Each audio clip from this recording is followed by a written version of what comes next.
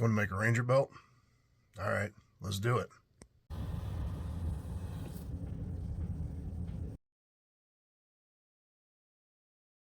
Now listen to me very carefully.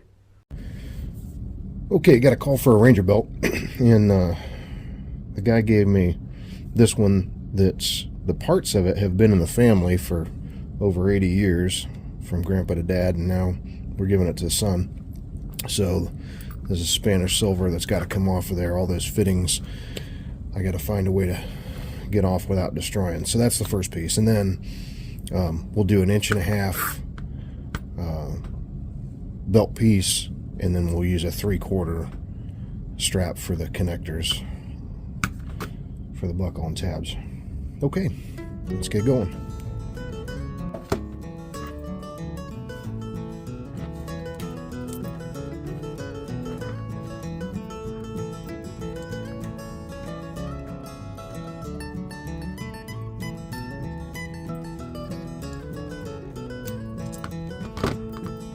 Drive me down the gravel road to that oil well tonight, in the glow of the radio and dancing northern lights. The setting stars across the field are sparkling in your eyes. Drive me down the gravel road to that oil well tonight. Well, it's hard to find excitement in this lonely little town. Hell, the deer don't even run away with that pump jack stroking up and down. We'll sit and laugh on the overpass of that old highway to nowhere. I'll take your hand, but understand there ain't a way I'm gonna stay around here. So drive me down the gravel road to that oil well tonight, in the glow of the radio and dancing northern lights. The fireflies out in the woods are twinkling in your eyes. Drive me down the gravel road to that oil well tonight. Light it up, boys.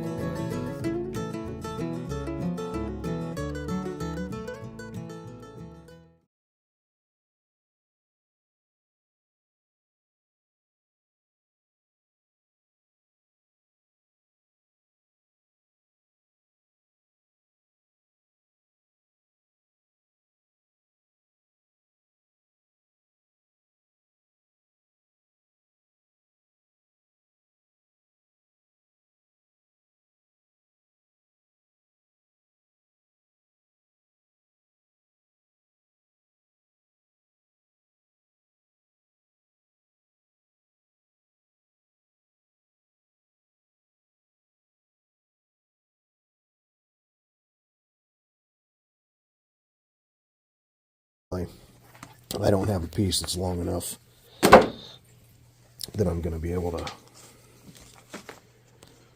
just rip one side. I need to pull 40 inches, 41 inches out of that, and I'm going to get 36 if I'm lucky. So I'm going to have to go, I'll rip it across the thing. So the first is, let me get myself a straight edge. Dude, are you fucking this up?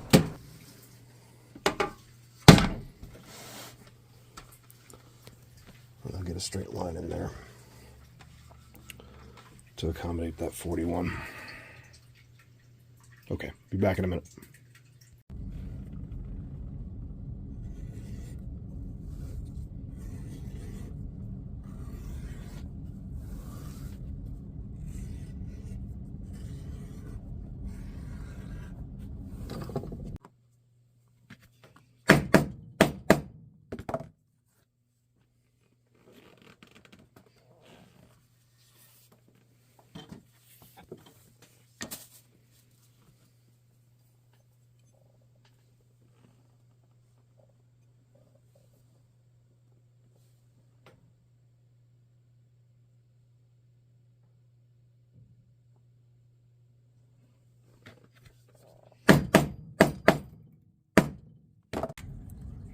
Okay, so we got our bits and pieces all dyed up. We're going to let these dry a bit, and then I'll hit the back sides with some token oil, and I'll glass them to make sure none of this excess dye seeps out of it and stains their pants. And of course, then when I'm done, I'll also spray it with some Resolene on the backside.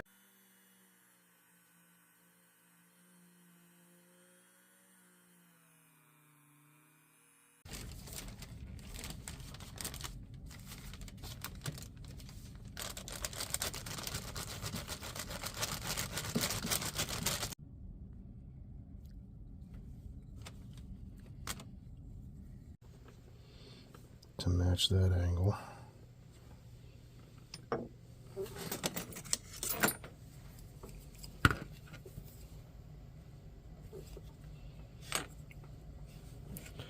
So we'll shape this guy about here.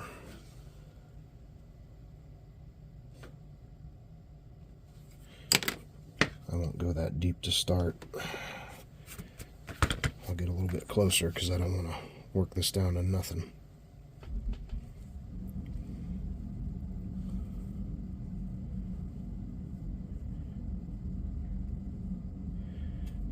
Okay.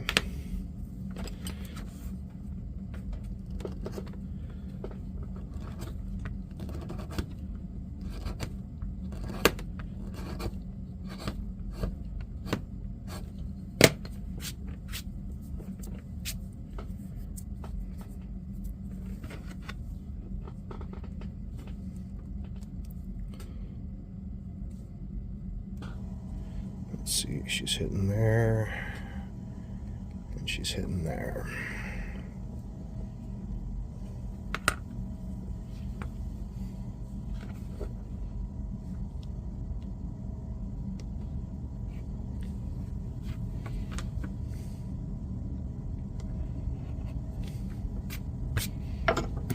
So just thin that guy out a little bit.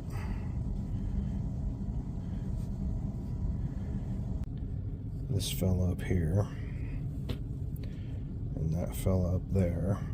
We'll put one here and then in between, one there on the end, and then I'll stitch this backside down. But we will have riveted this in 3 spots in addition to the stitching. It ain't coming out of there.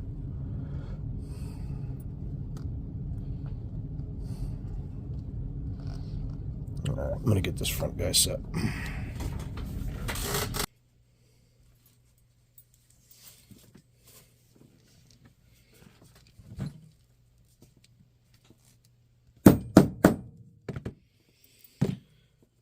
Okay, pull this down right about there.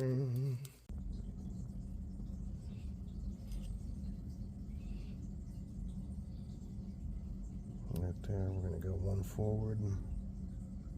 Come on, love, walkies! Come on!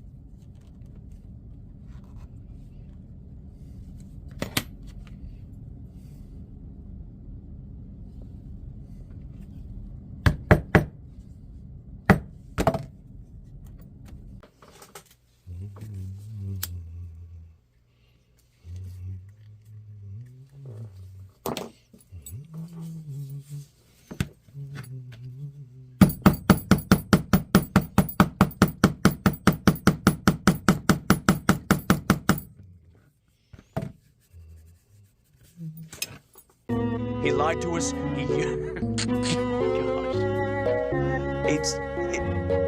If you could see his face. What's wrong with this picture?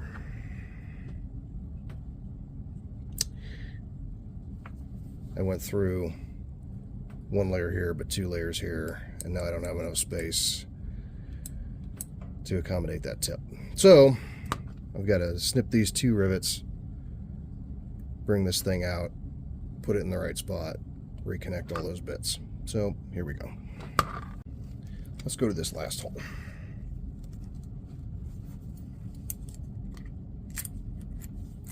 There's a nice fit, except we got a problem. that's supposed to cross over. And it's not crossing over. So I have cut the wide portion of this belt too short. And in a perfect world, where I didn't have to wait 2 weeks for a leather delivery, and I just could pull, you know, $200 out of my butt to get another side, I would do that. I am down to that piece of harness strap. So what I'm gonna do is I'm gonna whack another 1.5 inch wide strip of that.